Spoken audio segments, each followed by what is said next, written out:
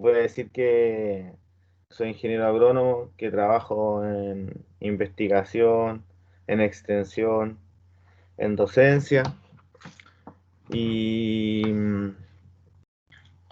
que tengo un par de investigaciones en sistema agroalimentario y que, bueno, que quisiera hoy día compartir, discutir también con usted algunos temas que me parecen interesantes, eh, tomando en consideración lo que hoy día estamos evidenciando, ¿cierto? Producto de estas varias crisis que estamos percibiendo como sociedad en conjunto. Yo soy formado ahí en la Universidad Católica del Maule, ya quizás o tú lo dijiste, Ricardo, no lo sé.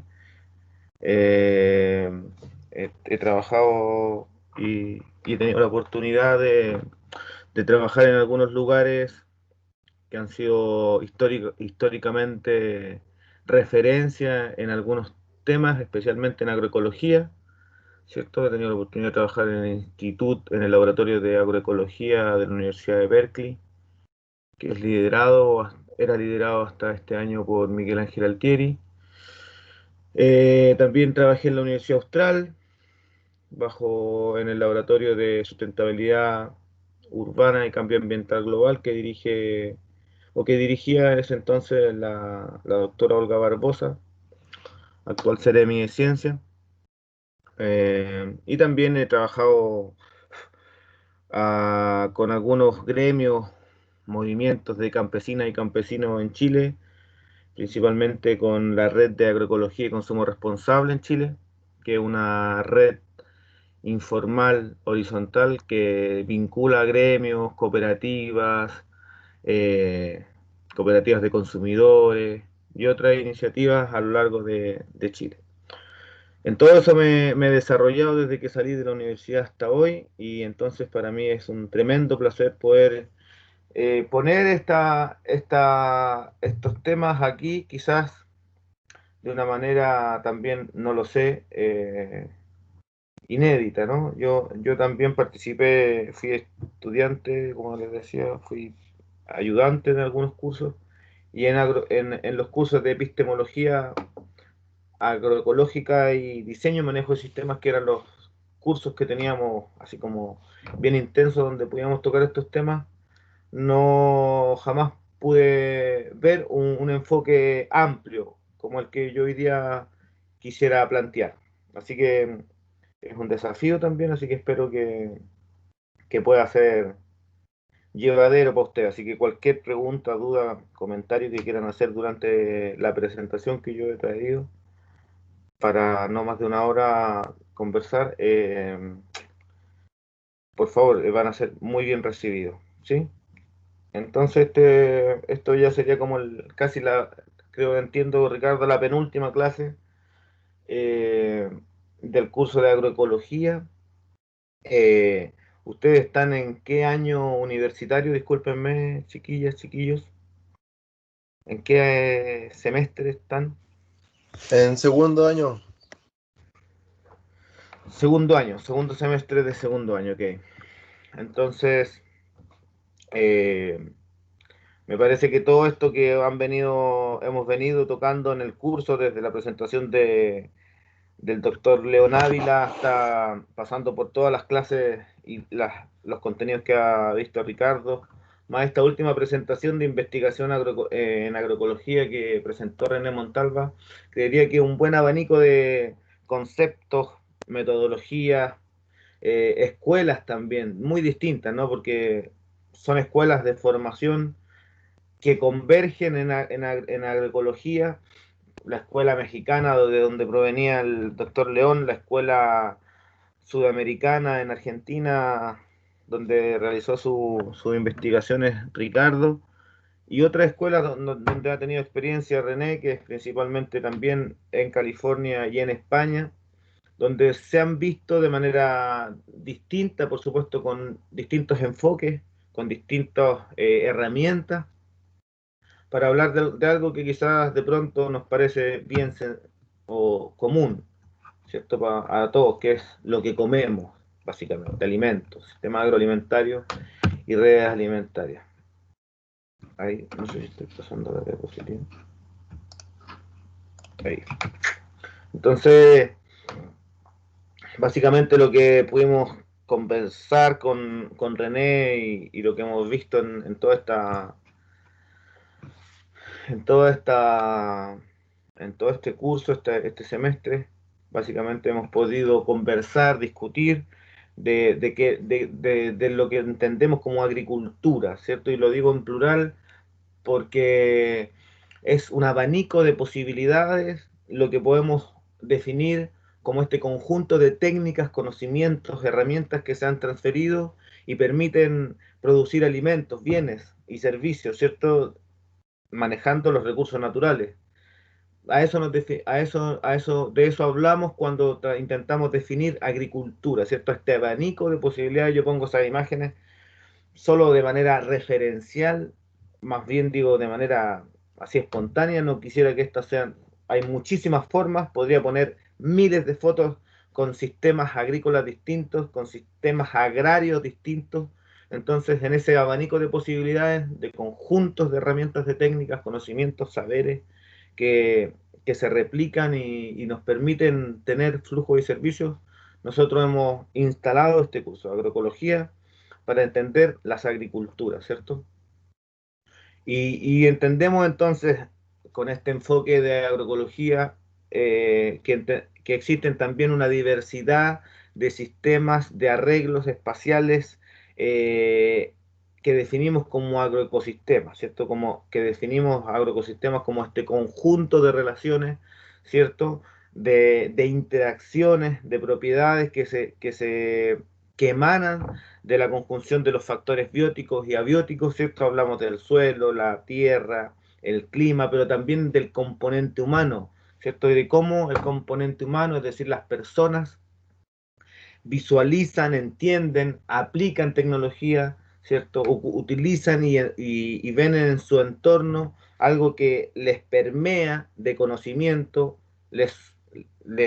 en algún momento les podría restringir conocimiento, ¿cierto? O en algunas veces estandarizar el conocimiento. Entonces, dentro de esta diversidad de arreglos espaciales, de diseños agrícolas, de diseños de agroecosistemas, nosotros ponemos nuestra atención, ¿cierto? Ponemos nuestro foco también desde la agroecología, ponemos como unidad central al agroecosistema y a las funciones que existen, a la estructura que pueda existir y que pueda tener cada una de estas posibilidades de agroecosistemas que existen en todo el planeta, ¿cierto? Hablamos, podríamos visualizar incluso nosotros siempre en diseño y manejo de sistemas es algo que vemos, ¿no? Cómo puede haber un abanico en función de la eficiencia energética, hablamos de sistemas o agroecosistemas tradicionales con una alta eficiencia energética, por decir algo, es decir, que utilizan muy poca energía para producir muchísimo más alimento, que a diferencia de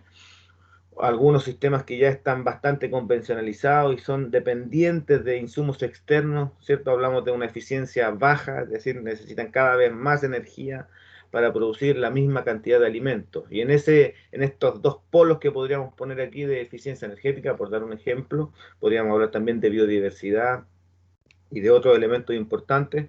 En estos dos polos de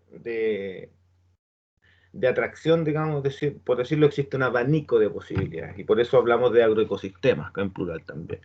Y otro, entonces, ¿cierto? Ponemos ahí a esto como el agroecosistema, como estas interacciones que ocurren entre la producción animal, estos subsistemas vegetales que tienen una relación con su entorno, con el paisaje, con sus vecinos, hablamos, ¿cierto? Y cómo estos con otros subsistemas se, se retroalimentan, es decir, hay una retroalimentación, hay bucles, hay relaciones causales dentro de todo y que nosotros podemos visualizar de manera sencilla en esta imagen. Por supuesto, en un sistema de producción particular hay un conjunto de técnicas que pueden ir variando, ¿cierto? Y esas son las que van a dar particularidades a cada uno de los agroecosistemas y van a estar determinadas, mediadas, moduladas por el contexto, por supuesto. Y también hablamos de agroecología, entendiendo como estas corrientes de pensamiento emancipatorias que nos han permitido mirar desde otra perspectiva las agriculturas, los agroecosistemas de una manera distinta a la convencionalizada, de una manera alternativa, ¿cierto? A toda esta vorágine propagandista que ha perdurado y que ha mantenido la agronomía durante 50, 60, 70 años post Segunda Guerra Mundial. Lo han tocado seguro, lo tocó el doctor Ávila, cómo ha ocurrido la historia de la agronomía, lo tocó seguro algunos pincelazos también, lo hizo René y yo no quisiera seguir ahí tocando estos temas porque creería que me parecen bastante claros cómo en el tiempo ha ocurrido esta propaganda agronómica y con consecuencias que ya sabemos y que hemos venido discutiendo en el curso. Entonces entendemos a estas agroecologías, estas distintas corrientes, pensamientos que hoy día son movimientos, son acciones, son prácticas que nos permiten visualizar, que nos permiten mirar desde otra forma los agroecosistemas, la agricultura que nosotros queremos, ¿no? Y que son muy importantes hoy día porque debemos pasar, para entender, para hablar de sistema agroalimentario, debemos pasar de estos principios y prácticas que nosotros entendemos que funcionan a nivel de agroecosistema, a nivel de finca, a nivel de predio, ¿cierto? Poniendo a una misma escala, a un mismo nivel, el límite predial, ¿cierto? Este límite legal, arbitrario, a un mismo nivel de emparejamiento que un nivel un poco más biológico cuando hablamos de agroecosistema, de una estructura que no está mediada solamente por el límite predial, sino más bien por algunos límites biofísicos. ¿Ya? Dentro de estos agroecosistemas, nosotros siempre, o lo que ha sido como la base, han sido estos principios agroecológicos descritos por Altieri, como cinco elementos que podrían dirigir, guiar, ¿cierto? Normar de alguna forma nuestras prácticas, nuestras estrategias de manejo y que se podrían reducir en 5 puntos, que sería como minimizar la pérdida de recursos, es decir, cerrar ciclos de nutrientes, agua, recursos genéticos y biodiversidad, asegurar calidad de suelo, es decir, aumentar progresivamente el contenido de materia orgánica y biológica en el suelo como un elemento clave para la transformación de un sistema a nivel predial, ¿cierto? La diversificación genética de especies a nivel de finca y a nivel de paisaje está en negrito porque básicamente en esa imagen intentamos demostrar cómo algunos de estos principios se llevan a la práctica y vemos a gisel, lechugas, poroto en la primera imagen con coles y en la segunda imagen vemos amaranto, maíces, un poquito más allá quinoa y maíces como rescate también de esta diversidad genética tradicional, ancestral, que podamos intentar recuperar en algún predio, incrementar el reciclaje de biomasa y el balance en el flujo de nutrientes, es decir, intentar eh, a su máximo optimizar estos procesos. Hablamos de la formación de uso de suelo, del ciclaje de nutrientes, ¿cierto? Que son procesos ecológicos mediados por microorganismos. Entonces nuestros principios son a mejorar la salud de esas poblaciones, ¿cierto? Incrementar las interacciones biológicas y propiedades emergentes. Hablamos entonces ahí de la cooperación también entre organismos horizontales, es decir, de abajo hacia arriba también. ¿Qué quiere decir? Cooperación entre vecinos, asociaciones de cultivos, asociaciones de hongos y plantas, distintas propiedades que van mejorando y que nosotros determinamos como emergentes producto de esta asociación entre dos organismos que no son de la misma especie, pero que van en pro del funcionamiento y de la salud del ecosistema. Entonces, debemos salir de esta visión para hablar de sistema agroalimentario, debemos salir de esta visión de agroecosistema y mirar un poquito más arriba, es decir, ampliar nuestra escala, ¿cierto? Ampliar nuestra imagen, nuestra perspectiva. Y una imagen que me gusta para iniciar sería este mapa, ¿no? Que si ustedes ven ahí, sería como un mapa de especias, ¿sí? ¿Reconocen alguna de ustedes? están ahí distribuidas en algunos sentidos, ¿cierto? Eh, por sus orígenes. Vemos muchos, hay algunos merquenes, algunos granos, ¿cierto? Como el mapa mundial, el mapa mundi podría ser confeccionado con alimentos. Esto es una especie que, es una foto que tomé. Eh, y podemos visualizar también y quizás llevarlos también a esto a una línea histórica de cómo se ha movido el sistema agroalimentario. ¿Y qué hablamos en verdad del sistema agroalimentario, ¿no? De esta red, de esta cadena que se preocupa desde la producción hasta el consumo, pasando por circulación, transformación de los alimentos, ya como esta cadena alimentaria que tiene hoy día efectos planetarios, ¿cierto? Hablamos del sistema agroalimentario mundial.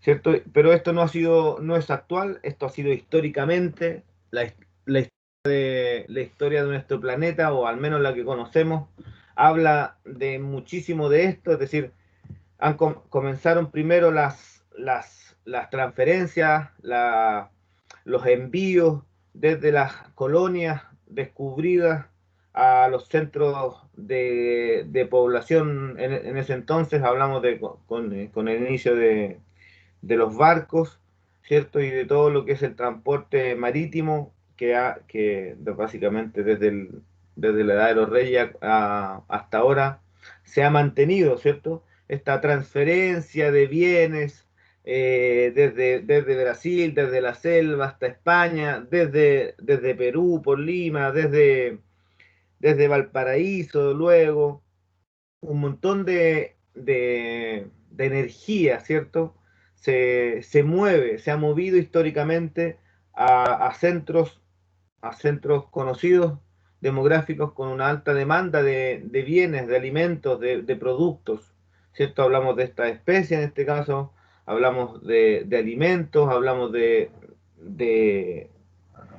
de insumos importantes para luego desarrollar la industria y así sucesivamente, históricamente, se ha mantenido este flujo de bienes y servicios a nivel planetario que hoy día nos tiene un poco ya con grandes efectos ecológicos, ambientales, humanos, ¿cierto? De salud pública. Vamos a ver esto también. Pero esto, como les decía, no es nuevo. Realmente eh, lo que ha ocurrido es que ha habido un aumento de la población humana, esto es conocido por todos, y también ha aumentado estos centros o lugares de demanda, que son las ciudades, ¿cierto? Si es que en el 1800 solo el 3% vivía en estos lugares de pueblo, en estas ciudades, en 1900 ya era el 15%, en el 1950 era el 30%, ¿cierto? Y hoy día vemos que es el 45% y si es que no más, se proyecta que el 70% en el 2050 viva en ciudades, es decir, la demanda por alimentos, por productos se ha transformado. Si es que en el 1500 la demanda no existía, digo de manera así teórica, hoy día la demanda alimentaria global, planetaria, ha cambiado, ha modificado su patrón. Hoy día las ciudades están demandando energía, son devoradoras metabólicas, es decir, toda la energía se consume en estas ciudades, ¿cierto? Que son como hoyos negros energéticos, pues básicamente el traslado, de producción, significa alimentarnos, está como presionado de alguna forma por la demanda en las ciudades y como vemos en este modelo, los campos están para abastecer los sistemas o la vida rural. Hoy día la vemos como una forma para abastecer estas otras formas de vida en las ciudades. Y eso de alguna forma es lo que nos lleva a este colapso medioambiental, ¿cierto? Entonces, cuando hablamos de mercados, donde se están moviendo hoy día los mercados, esta es una imagen que muestra cómo, por supuesto, medida en millones, en miles de hectáreas, ¿cierto? ¿Cuánta superficie está destinada por país a solo abastecer mercados externos, básicamente, para satisfacer la demanda de la Unión Europea, por ejemplo. Latinoamérica y Brasil al menos está entre los 5.000 y 10.000 hectáreas, perdón, 5.000 y entre 50.000 y 100.000 hectáreas, ¿cierto? De Brasil completitas están destinadas solo a exportar, ¿sí? Si se fijan ahí en ese mapita, más, pero hablamos entre 10.000 y 20.000 hectáreas solo para mandar afuera. Yo creería que me quedo corto, seguro, ¿no? Porque hablamos de 20.000 hectáreas de viñedos, paltos, cerezos, que solo están destinados a la exportación. El flujo del agua tampoco es ajeno a a este sistema agroalimentario globalizado, ¿cierto? Eh, Se mueve agua de manera agua dulce, hablamos de agua dulce, de manera estratosférica, o sea, estamos hablando de casi 100 billones, ¿sí? Billones cúbicos, metros cúbicos de agua por año que son trasladados desde Sudamérica a otros centros, ¿sí? Francisca,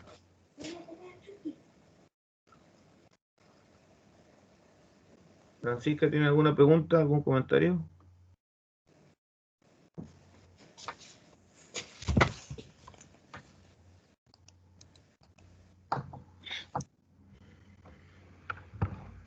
¿No? Ok. Entonces, claro, cuando hablamos de cómo se mueven los flujos es importante, ¿cierto? Es importante visualizar cómo se mueven estos flujos de bienes y servicios. Hablamos de alimentos, hablamos de agua. Cuando hablamos de alimentos hablamos de carbono y agua, ¿cierto? Entonces son los recursos que hoy día se están movilizando. También hablamos de nitrógeno, fósforo, potasio, por supuesto, que es básicamente un análisis para mirar lo que nosotros estamos enviando energéticamente, ¿cierto? Sin embargo, también es importante qué ocurre, quiénes manejan estos sistemas agroalimentarios globalizados. Y esta es una publicación hecha este año que se llama Los sistemas alimentarios, concentraciones e impacto. Y esta es una gráfica resumen, básicamente, que nos muestra qué porcentaje de cada rubro, de cada segmento económico está manejado por está manejado por cuatro firmas, digamos, en un sistema de oligopolio, ¿cierto? Que podríamos categorizar como oligopolio. Por ejemplo, los agroquímicos están manejados por cuatro firmas y manejan el 65% del total mundial. Imagínense lo que significa tener ese nivel de, de atomización en la demanda, ¿sí? Ese nivel, en la firma, en la oferta, imagínense lo que pueden manipular, ¿cierto? BAF, Bayer, Syngenta, que son los tres grandes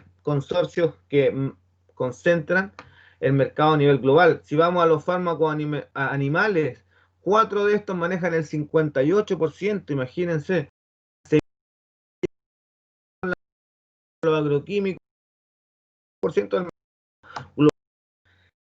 agrícola está por Kubota, John Deere, las conocidas que ustedes seguro ven en el campo, eso manejan el 45%.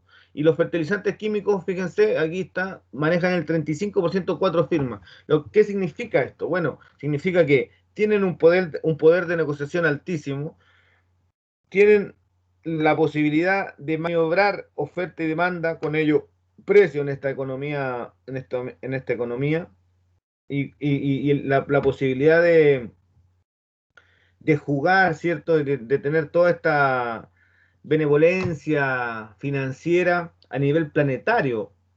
Tiene efecto en la práctica también, o sea, los precios están en dólares. Vemos cómo hoy día un montón de agricultores pequeños, seguro los que tienen menos hoy día capital, están siendo están cada vez más vulnerables a las alzas de precios, ¿cierto? Y que son constantes, las semillas, los agroquímicos, los fertilizantes químicos, ¿cierto? La maquinaria agrícola una, una tasa de actualización económica siempre que va al alza. Entonces, esa tasa económica, esa revalorización va en contra casi siempre de los intereses de las personas que quieren producir alimentos y eso los lleva a tener a condiciones de vulnerabilidad muchas veces. También significa que estas 10 grandes transnacionales, es parte de este libro que ha publicado el profesor Walter Penge, ¿cierto? Y cómo, hablando de esto de los agroquímicos, cómo 10 empresas nacionales, ¿cierto? Perdón, 10 transnacionales manejan la mayor cantidad de volúmenes de venta a nivel mundial. Ahí hablamos de Monsanto, DuPont, Dow Chemical, Bayer, las grandes, ¿cierto? Que ya mencionábamos y que manejan más del 60%. Toda esa información está publicada. Entonces, lo que decimos es que esta es una imagen que tomamos en Bolivia, ¿cierto? La comida que decimos barata puede salir y está saliendo bien cara a nivel planetario. Nosotros en Chile tenemos los niveles más altos de obesidad, eh, creo que estamos segundo o tercero, eh, producto de esta transformación, ¿cierto? Alimentaria también. Se ha transformado la estructura agraria, se ha transformado la estructura social, es decir, hoy día las ciudades están, y por ende la gente, las personas que habitan tienen menos posibilidades de tener acceso, ¿cierto? A alimentos que sean... ¿Sí? Del fondo, a la casa de llaves. ¿No? Ricardo.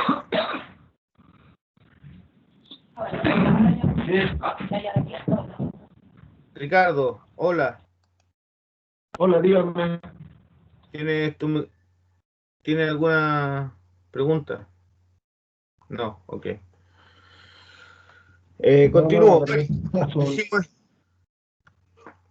Ricardo.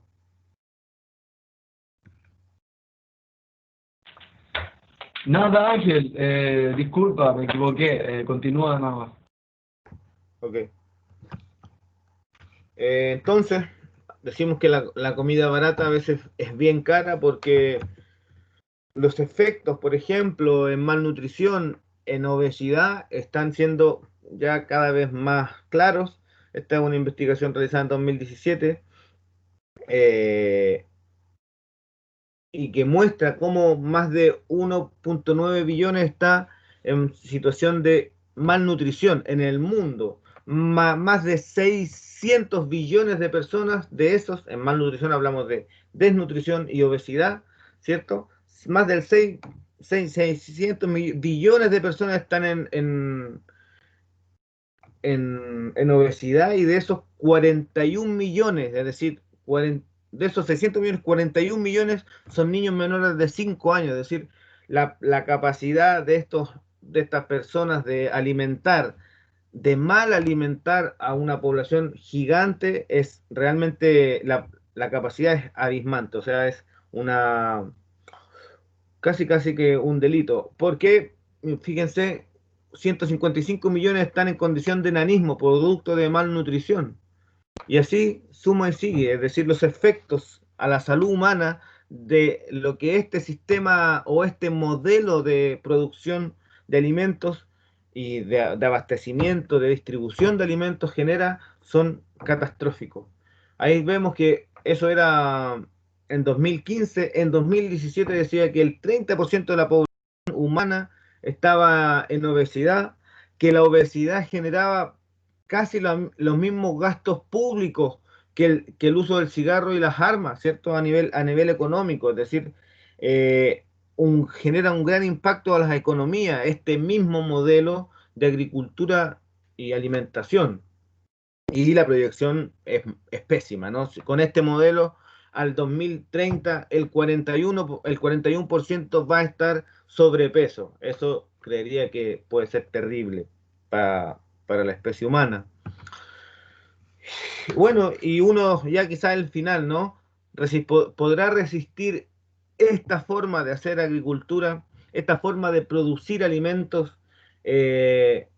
la sexta extinción masiva, ¿podrán estos sistemas? Yo estoy seguro que no. Debemos transformar, mirar desde un enfoque agroecológico los sistemas agroalimentarios y creería que esta que parece una caricatura para poner un momento, ¿cierto?, importante, ¿no? Cómo eh, los humanos, las personas pueden llegar, porque si se fijan ahí en la imagen hay una niña comiendo y estas personas están tratando de cortar leña, ¿no? Pero no saben que cortando el último árbol se están llevando casi todas las especies y quizás a nosotros arrastrados, por supuesto. Entonces, es un momento hoy día para pensar, para ver desde otra perspectiva lo que comemos, lo que producimos, lo que hacemos dentro de este universo de relaciones causales. Entonces, el sistema alimentario lo vemos como este conjunto, ¿cierto?, de, de operaciones, valores, instituciones, actores que ocurren aquí en este subsistema operacional. Yo les compartí unas lecturas con Ricardo también para hoy, para que sigan profundizando estos temas. Vemos este subsistema operacional donde podría estar la oferta, los inputs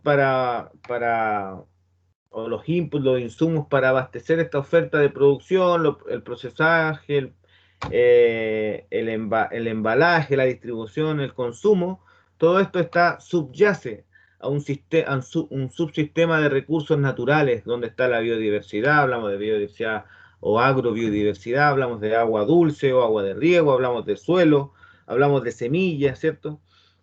Todas esas, todas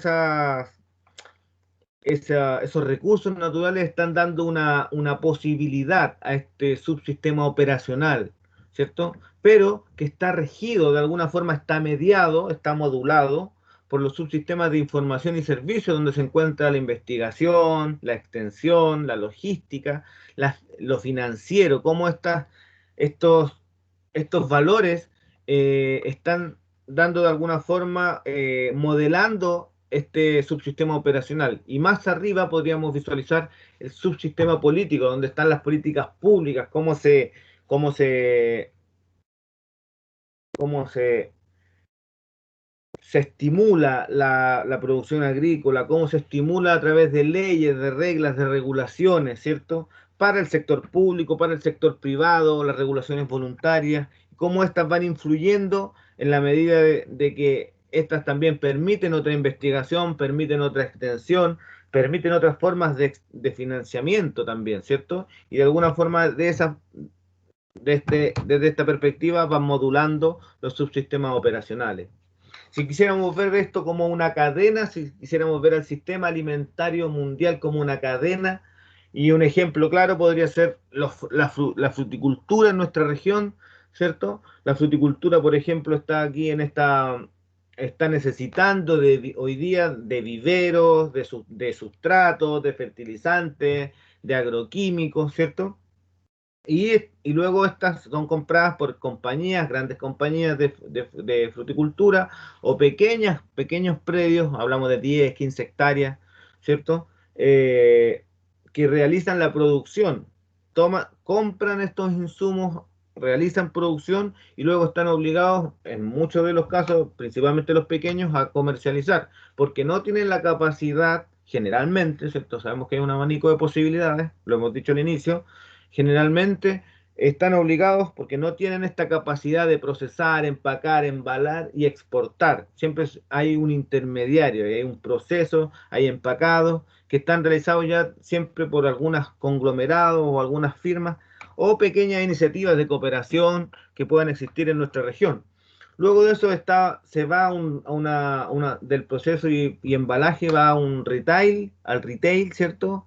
Donde hay exportación, puede llegar al supermarket, si es que está pensando en mercado nacional, puede ir a alguna distribuidora, alguna feria, si es que la fruticultura está pensada, pero sabemos que, y está ahí en mayúscula, ¿no? El grueso, debido a un montón de políticas eh, agrícolas en relación a la exportación, al impulso de la exportación, se van a ese destino.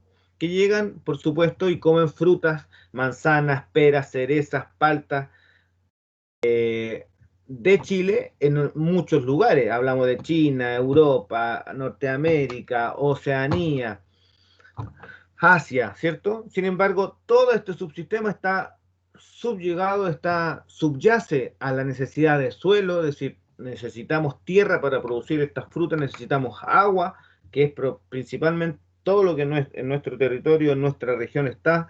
Hablamos de control natural, insectos que están ahí para subsidiar esta producción y por los cuales no hay ningún pago. Lo mismo la polinización. Son cosas que están ahí y que están a disposición de los humanos. Nosotros vemos cómo disponemos de esto.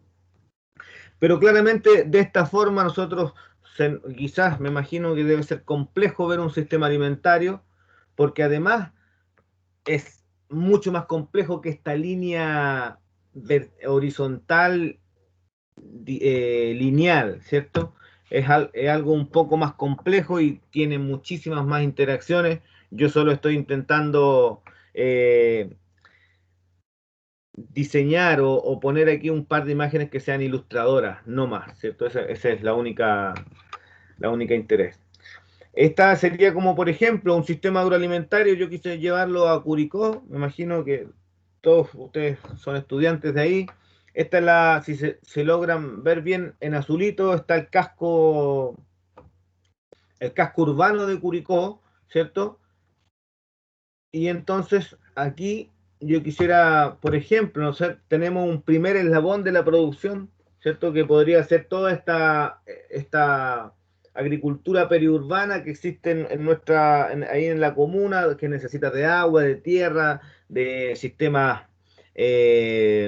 animales, de maquinaria, ¿cierto? Y se producen lechugas, selvas, brócolis, coliflores, cilantro, frutillas, cebollines, frutas en pequeños espacios y en grandes extensiones también, ¿cierto? Este primer eslabón, por supuesto, necesita asesoramiento técnico, semillas, insumos, todo lo que necesita una, un sistema agrícola, por supuesto.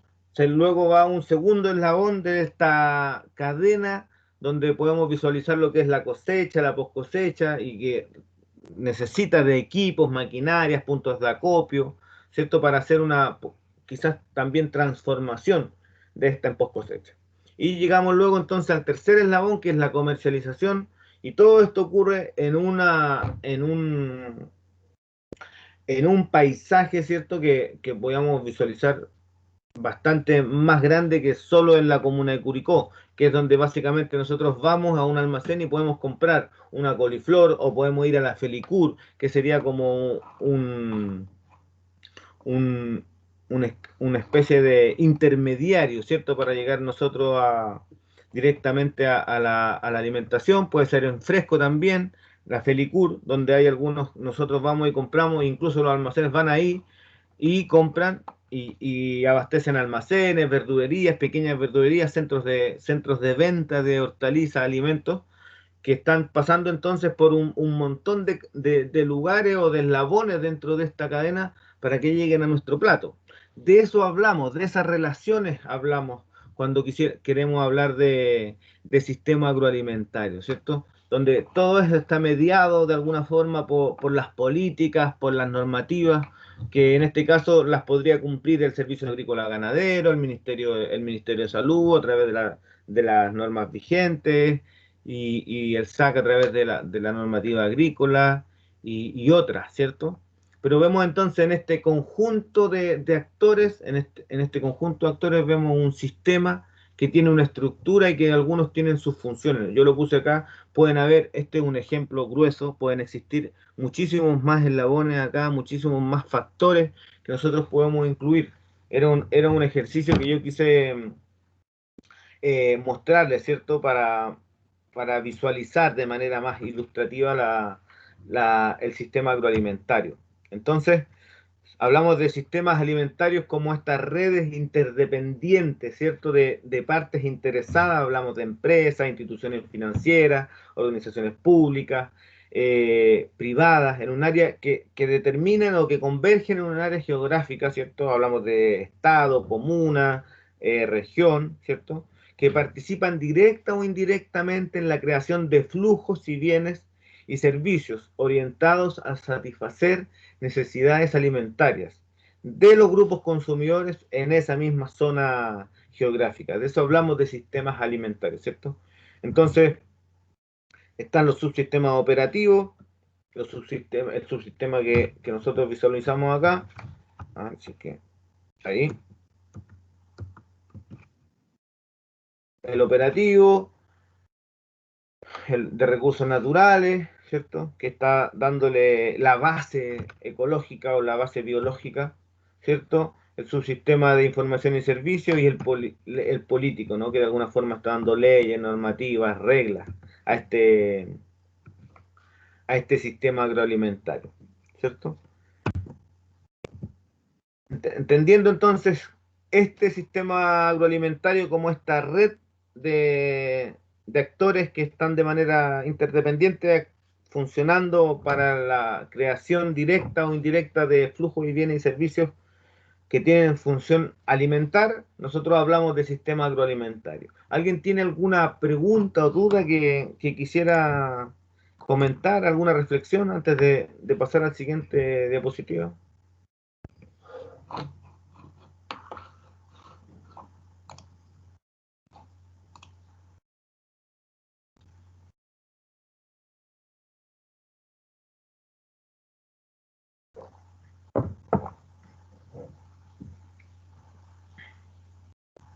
¿No? ¿No tienen ninguna pregunta, duda, comentario, reflexión? ¿Todo bien hasta ahora?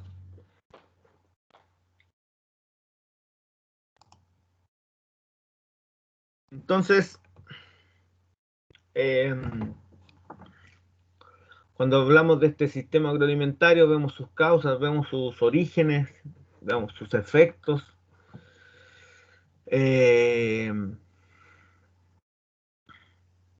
Es importante desde ahí, desde este entendimiento del sistema agroalimentario, visualizar, ¿cierto? Cuáles son las alternativas, ¿cierto?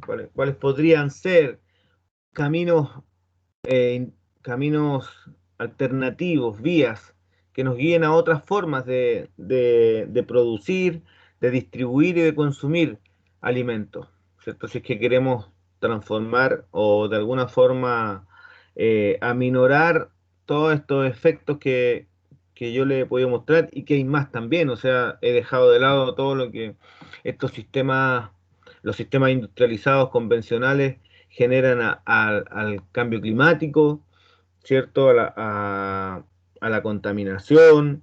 He dejado de lado poniendo énfasis en efectos a la salud humana, ¿cierto? Pensando que esto puede ser detonante de más preguntas, ¿cierto? Del por qué. Entonces, hablamos de redes alimentarias alternativas como estos caminos que se han podido visualizar en algunos lugares del mundo, ¿cierto? Y que pueden ser definidos como una variedad heterogénea de prácticas, ¿cierto? Estas redes alimentarias alternativas, por, impulsadas por distintos actores en la cadena alimentaria y agroalimentaria, por supuesto, desde producción a consumo, y cuyos impactos aún son dispares. Es decir, hay algunos digamos, consensos en que algunas experiencias reequilibran estas relaciones de poder que existe o que ejerce el sistema agroalimentario. Ah, cuando les mencionaba, por ejemplo, quienes manejaban algunos sectores específicos, por qué estas firmas internacionales manejaban y con qué fines, ¿cierto? La intención de esta red alimentaria es reequilibrar esas relaciones de poder que eran bastante verticales y totalmente desiguales, ¿cierto? Porque hablamos de que si yo manejo el 60% del mercado, tengo posibilidad absoluta junto a otras firmas en esta concepción de oligopolio de determinar precios, intereses y otras variables importantes financieras, ¿cierto? Que en este caso, a través de la red alimentaria, de alguna forma se intenta equilibrar. Hablamos de las relaciones intermediario-productor, productor con con el que se abastece de almácigo o productor con el que se abastece de fertilizante orgánico o fertilizante ecológico, que pueden ser guanos de animales autorizados, ¿cierto? Esas relaciones intentan reequilibrarse respecto a las relaciones de poder, es decir, cuánto puedo yo decidir respecto a la situación en que me encuentro, ¿cierto? También estas redes alimentarias alternativas se podrían vincular con un concepto de calidad asociado al territorio. Podremos hablar de la denominación de origen y sabemos que cuando, por ejemplo, hablamos de vinos, quizás no es un buen ejemplo el vino porque no es un producto alimentario, pero corren con este concepto asociado a calidad y territorio, las denominaciones de orígenes, los tomates limachinos, los tomates de Colín, los tomates que son o que provienen de un histórico cultural asociado a calidad, a territorio, también a identidad, ¿cierto? Y eh, permiten estas redes alimentarias alternativas vincular la producción a algunos distribuidores, ¿cierto? Y, y el consumo, permiten vincular todos estos actores de manera que se mejora la transparencia y la confianza entre estos vínculos, ¿cierto? Y, y, y básicamente lo que permiten estos sistemas, estas redes alimentarias alternativas, es que permiten una relocalización, ¿cierto? Del consumo, ¿cierto? Y que por consiguiente esta reconexión o vinculación entre producción, consumo e intermediarios, ¿cierto? Y también una redistribución de la agregación de valor, ¿cierto? Es decir, los márgenes que se, que se obtienen en estas redes alimentarias son de alguna forma equitativamente mejor distribuidos que las cadenas agroalimentarias eh, que he mencionado anteriormente. Entonces podríamos visualizar dos tipos de redes alimentarias, según la literatura, ¿cierto? Algunas asociadas a calidad, hablamos principalmente de algunas que pueden ser como orgánicos, algún producto que sea, no sé, que es conocido los alimentos que vienen de un sitio CIPAM en Chiloé, que es un sitio de alto de alto valor para la conservación del patrimonio agroalimentario. Todos los productos que provienen de Chiloé hoy día pueden tener un sello CIPAM que les da este sello de calidad, de territorio, de identidad, ¿cierto? Pero que pueden ser comercializados en Brasil a través de convenios internacionales, pueden ser enviados incluso a la Unión Europea, ¿cierto? Pero caerían también dentro de estas redes alimentarias alternativas porque están vinculados o tienen una vinculación al territorio, tienen identidad y también calidad, se asocian a estos conceptos.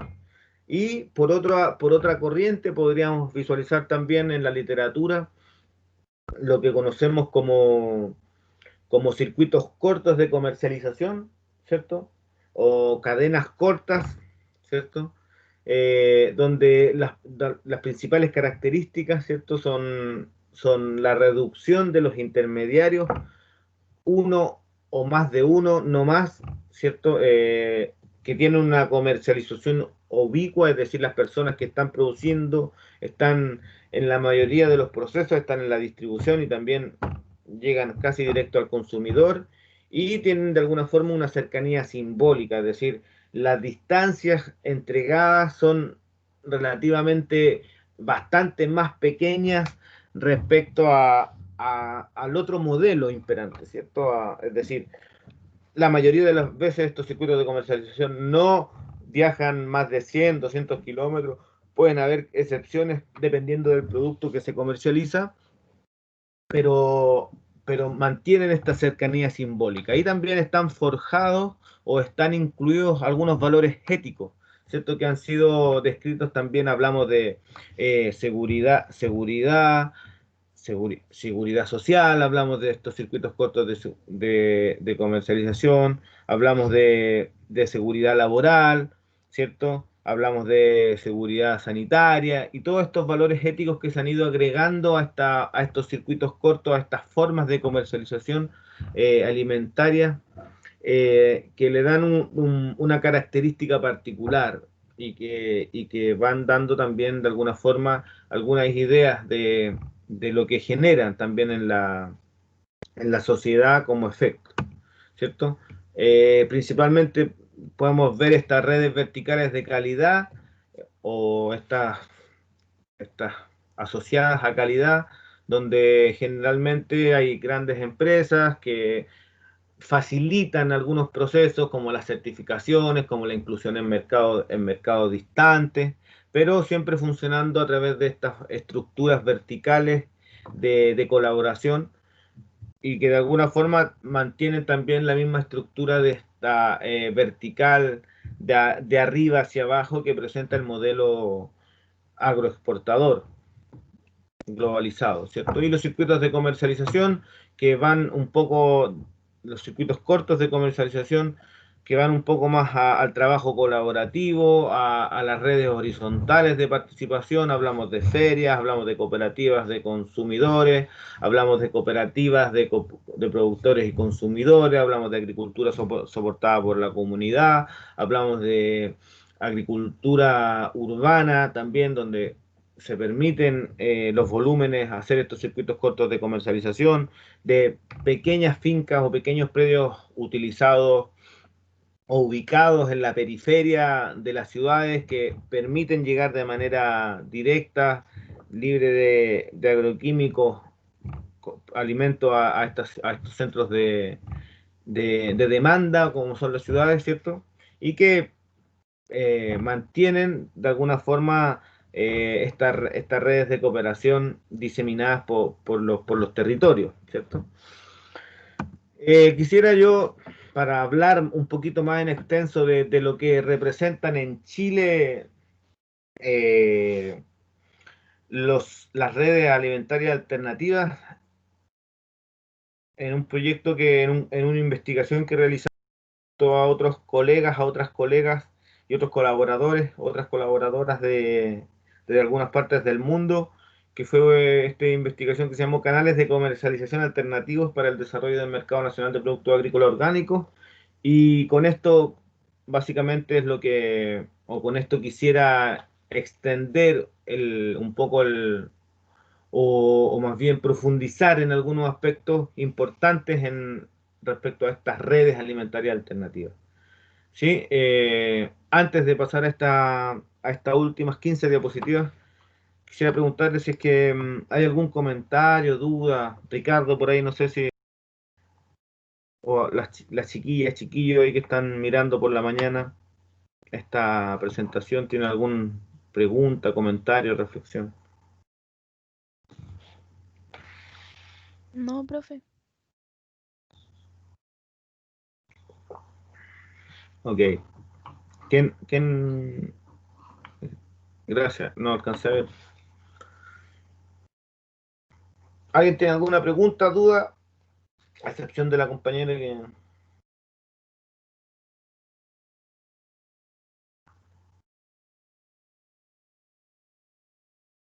Todo está claro. Las ideas que yo he puesto ahí o las ideas que he planteado junto con la diapositiva, ¿les parecen claras? ¿Nadie tiene alguna duda o está en desacuerdo con lo que yo planteo o quisiera complementar o preguntar? Cualquiera de estas sería, es bienvenida.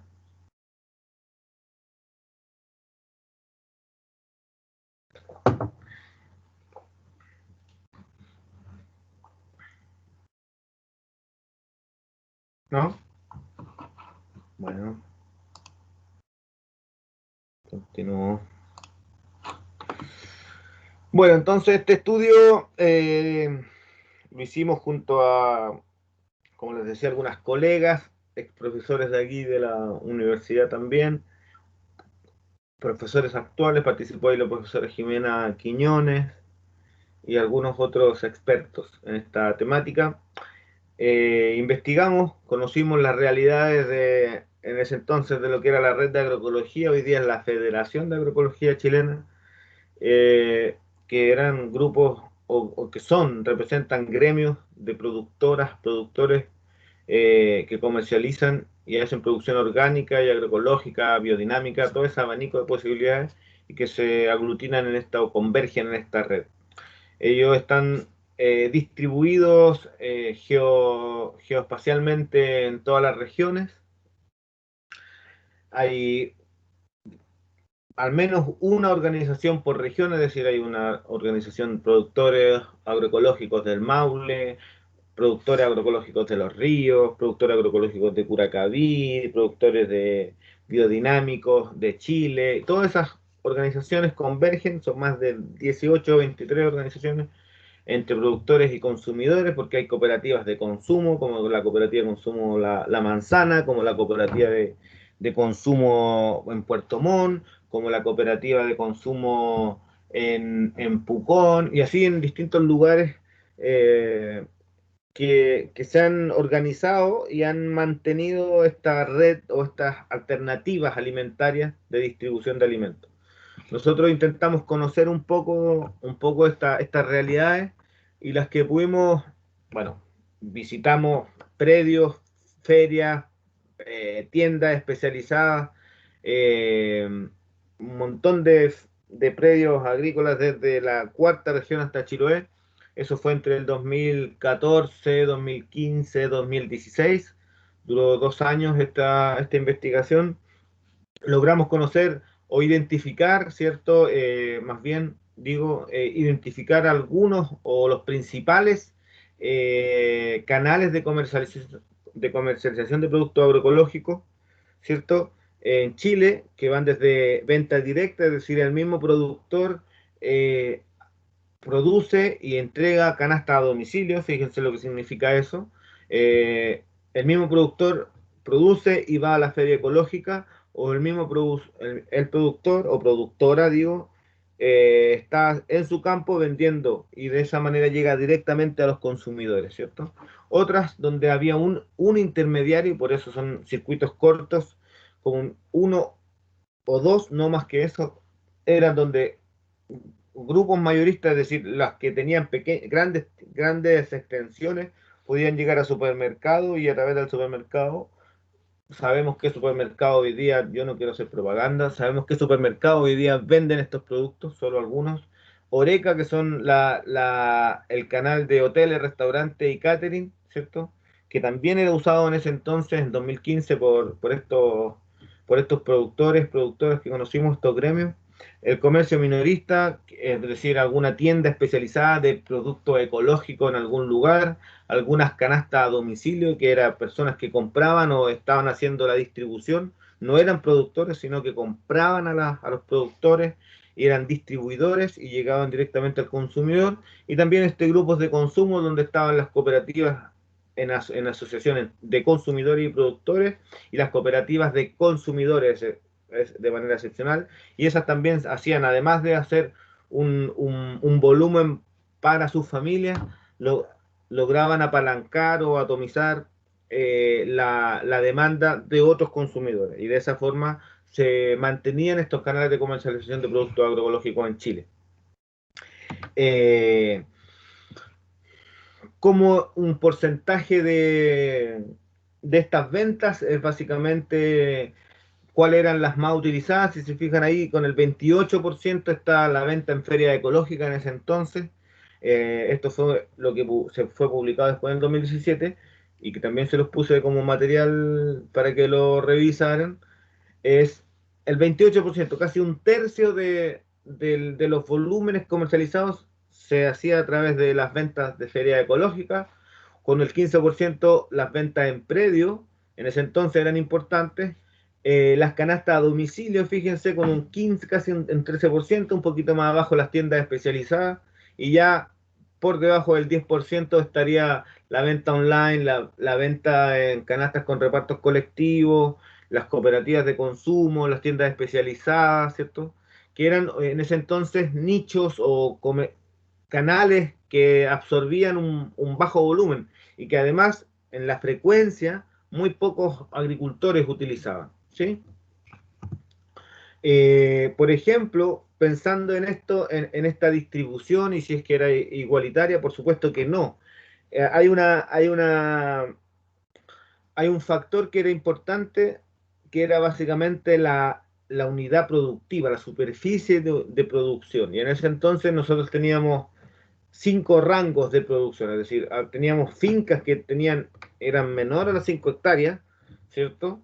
Eh, y que utilizaban, por ejemplo, 1, 2, 3, 4, 5, 6, 7, 8, al menos 9 eh, formas de comercialización, donde las ventas en feria ecológica y las canastas con repartos colectivos, es decir, hacían un volumen de cosecha y repartían y ahí se distribuían las canastas, o las ventas en feria junto con las cooperativas de consumo eran los espacios para esta superficie o que mejor les resultaban. Ya después había otro rango donde la superficie iba entre mayor a media hectárea y menor a 2 hectáreas, donde las canastas de reparto colectivo, y fíjense en un moradito, en un magenta, la venta en feria y canastas con reparto colectivo también representan cerca del 50% de la comercialización, ¿cierto? Y aquí importante, por ejemplo, las superficies que tenían entre 6 y 10 hectáreas, eh, tenía casi que todo repartido con canastas, ¿cierto? Y las tiendas que tenían un poquito más, entre 10 hectáreas, y coincidentemente también con la tercera categoría, podían llegar incluso a supermercados, que era producto también de los volúmenes que estas superficies lograban obtener de manera atomizada para un producto X, ¿sí? Porque hablamos también de que conocemos diversos productos, hablamos de más de 25 productos, un productor agroecológico puede manejar o satisfacer eh, de 20 hortalizas en una estación álgida o en plena estación primaveral o de verano, ¿cierto? Entonces, salimos de esta monoespecificidad que nos obliga o que nos inculca un poco el sistema agroalimentario, una diversidad de producciones, diversidad de alternativas, diversidad de canales de comercialización que se reflejan en esta gráfica, ¿cierto? Por ejemplo, si tenemos ahí el porcentaje de volumen absorbido según el producto, es decir, cómo se vendían las hortalizas. Principalmente las hortalizas eran las que se movían por la mayoría de los canales: venta online, en predio, en feria, a domicilio, por cooperativa, en tiendas especializadas. Es como el producto carismático, ¿no? Por decirlo de alguna forma. Una lechuga bonita siempre va a incentivar, una selga fresca va a incentivar al consumo de estos productos.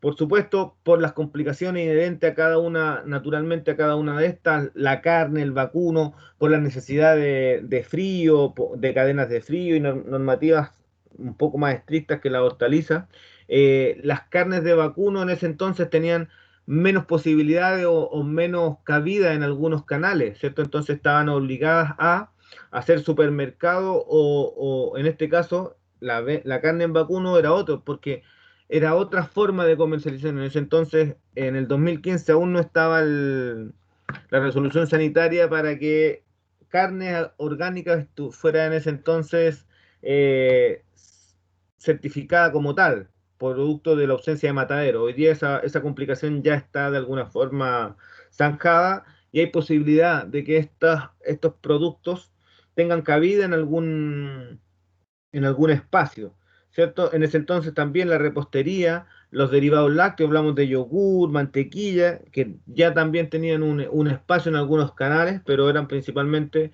dominados por hortalizas, frutas, pan y repostería, que eran los que más se repetían eh, en todos los canales. Logramos también identificar algunas barreras desde esta investigación que de alguna forma están minando, están mermando la posibilidad de que más canales se repliquen, se diseminen o emerjan, producto de estas necesidades que estamos teniendo de romper, de cambiar, de transformar lo que nos rodea, ¿cierto?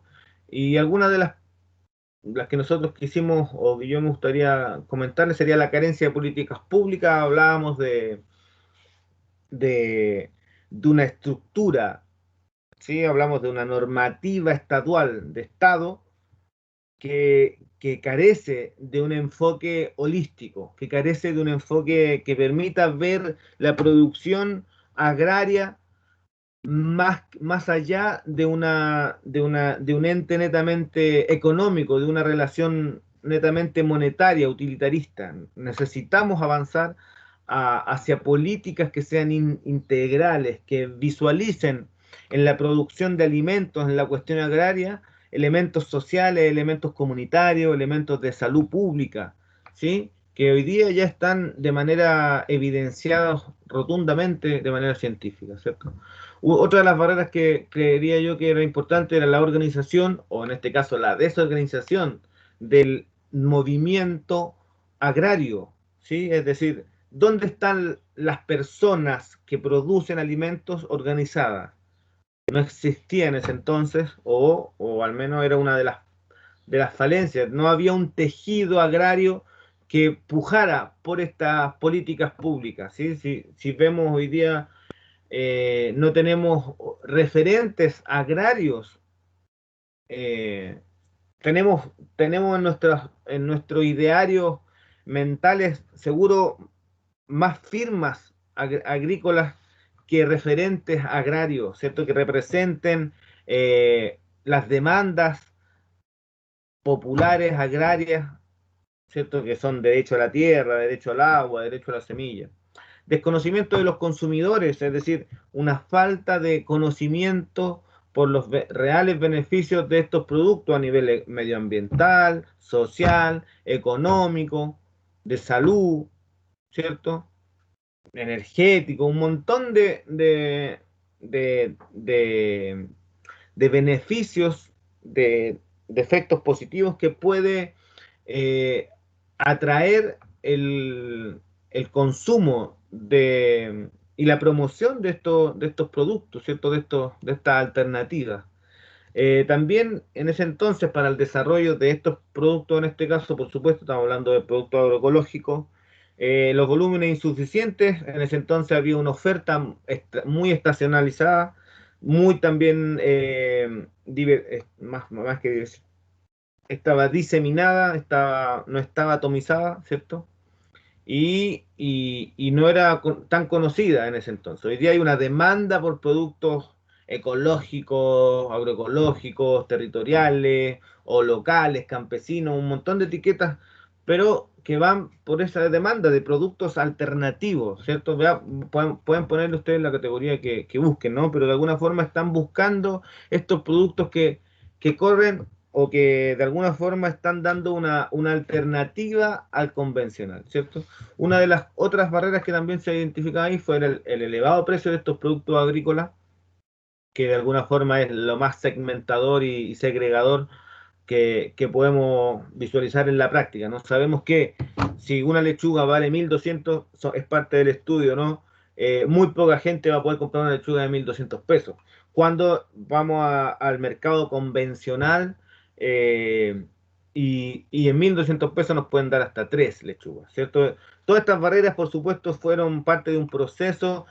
Muchas de estas están vinculadas, muchas de estas convergen en algunas problemáticas y posiblemente muchas de estas pueden ser solucionadas con estrategias integrales, ¿cierto? La otra era, hablo porque el desconocimiento de los consumidores puede estar relacionado directa o indirectamente con el elevado precio de los pagos y viceversa, el precio de pago podría ser considerado bajo si es que eh, visualizáramos los beneficios que pudiesen traer y así un montón de valores, de cuestiones valóricas que se van volcando a estas relaciones y que de alguna forma van permitiendo visualizar estas barreras de manera conectadas unas con otras.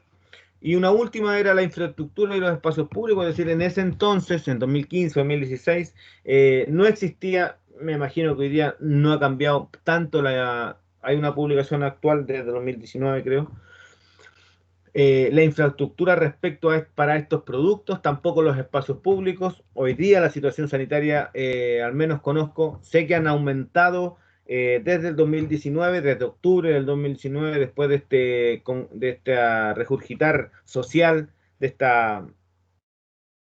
estallido social, como le ponen ahí, desde octubre hasta ahora han aumentado la fundación, las organizaciones cooperativas de consumo de productores de manera exponencial. Si antes había en el 2015 15 o 16, hoy día hay más de 40 cooperativas que están metiéndose o intentando incluirse en estas redes alimentarias alternativas, que por supuesto son estas vías, son estas esperanzas que podemos visualizar en este sistema agroalimentario globalizado. Por supuesto, tenemos algunos retos para el desarrollo de estas redes alimentarias que por supuesto deben ser de base agroecológica, que es básicamente darle visibilidad a estos sistemas, a los sistemas agroecológicos, cómo llevar estos beneficios a la gente, al común en general, ¿cierto? Cómo mejoramos el acceso también a través de la equidad o un poco del acceso a estos productos, cómo mejoramos la cadena de información, es decir, cómo mejoramos toda la información o los flujos de informaciones que van desde la producción hasta el plato, porque sabemos que hay beneficios en toda la cadena cuando estos sistemas están desarrollados con esta base agroecológica. Organizar la oferta de producción, es decir, intentar organizar cooperativas, gremios, sindicatos u otras formas de organización que permitan atomizar o conocer de manera acabada con qué contamos, básicamente. Organizar también la demanda a través de compras públicas, ferias, consumidores, ¿cierto? Que permitan también saber dónde están demandando, cuáles serían hoy día las demandas urgentes por estos sistemas alimentarios de base agroecológica. Y, por supuesto, mejorar las redes de infraestructura, hablamos de centros de acopio, lugares de venta, transformación de valor, que hoy día no están o no existen para el desarrollo de estas redes alimentarias. Quisiera para terminar, y aquí solo 4 diapositivas más, me gustaría contarles un poco de esta que me tocó participar o que me tocó un poco contar sencillamente de lo que estamos realizando en el primer foro iberoamericano de jóvenes agroecólogos que se realizó de manera online, como se ha hecho casi todo este año, y que tuvo como origen o que tuvo como núcleo el grupo de jóvenes agroecólogos de la ACTAF, que es la Asociación de Técnicos Agrícolas y Forestales en Cuba, eh, y que llamaron la agroecología una estrategia resiliente en tiempos de COVID y post-COVID, que se desarrolló en el 29 de septiembre, ¿cierto? Entre el 29 de septiembre y el 1 de octubre, y contó con la participación de diversas experiencias, incluida la nuestra, que es una experiencia que traemos junto a otras colegas colegas nutricionistas y colegas agrónomos, que intenta un poco desarrollar estos canales de manera cooperativa, de manera localizada, territorializada, ¿cierto? Esta iniciativa, si ustedes logran, se llama Mercadito Agroecológico, funciona en Talca y une familias, ¿cierto? Pequeños predios familiares para el abastecimiento de algunos productos de estación durante la temporada primavera-verano. Esto se desarrolla ahí, como dicen en el mapita, entre Talca y San Clemente. Son 4 puntos que están trabajando ahí. Sería el predio Piuquiquitral, el predio de la señora Rosa Arriagada, la huertita de Isabel, que está ahí en el número 2, y un punto de distribución colectiva que está en Celeste, que es donde básicamente se entregan semana a semana los productos. Hablamos de hortalizas, huevos, frutas, también plantines, semillas, ¿qué más? Sustratos para hacer trasplantes. Todos esos son productos que provienen de estas fincas, mora híbrida, mora, mora híbrida y la otra, hortalizas, tomates, lechugas, acelgas, espinacas, cale, pimentones, ajíes, berenjenas, un poco de arroz que traímos de Parral, ¿sí? Y todos esos productos se van todos los viernes en un solo día. La gente se intenta programar para que el día viernes puedan tener estos productos y se cosechan el día viernes por la mañana, se entregan desde las 2 de la tarde o desde las 2 de la tarde durante 5 horas en este punto de distribución colectiva que se llama Arte en la Tarde, que está ubicado en 7 Oriente en la ciudad de Talca ahí. Y permite, por supuesto, acercar productores, consumidores, ¿cierto? Y estas son las personas que van y por sus cajitas, estas son las personas que producen.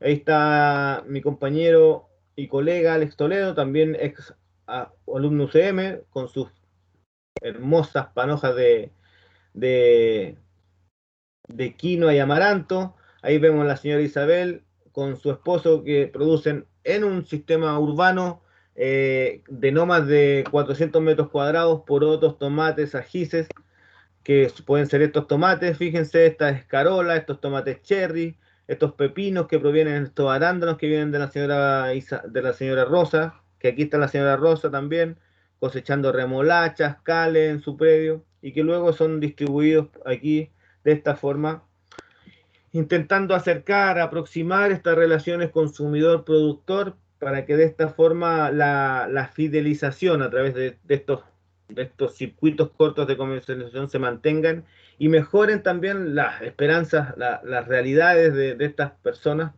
Principalmente nosotros trabajamos para mejorar las realidades de las campesinas que creemos que hoy día están en situación de vulnerabilidad ante esta situación de no poder salir a comercializar a ningún lugar. Sabemos que los centros, las ferias, están casi todas cerradas hoy, así que esto ha sido una tremenda experiencia y una buena herramienta y alternativa, porque esto lo veníamos trabajando además antes de la pandemia, entonces en la cuestión online y todo eso ya la veníamos trabajando, así que ha sido una buena salida para estos productos y para estos agricultores y agricultoras. Así que estamos muy contentos de poder hoy día seguir compartiendo y contarles esto. Así que muchísimas gracias a ustedes por escuchar y ojalá poder resolver algunas dudas, comentarios ahora que ya son las 10 de la mañana. Muchas gracias.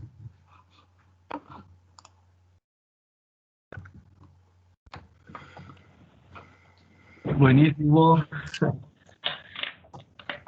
Bueno, muy interesante todo lo que está hablando Ángel, pero más que ponernos a conversar nosotros, como siempre, de estos mismos temas que nos gustan, de verdad que nos gustaría poder ocupar, aunque sea unos 10 minutitos, para que nos digan algo. No sé qué les ha parecido el curso, esta versión del curso.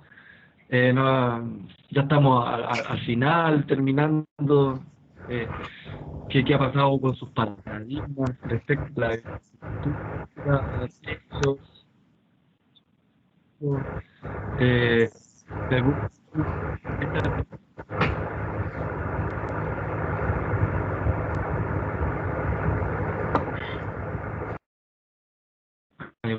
voy a silenciar. Esta visión agroecológica es de alguna forma la visión que representa o caracteriza a los estudiantes egresados de esta escuela, como quien les habla y Ángel. Respecto a eso mismo, no sé cómo lo ven ustedes, somos varios.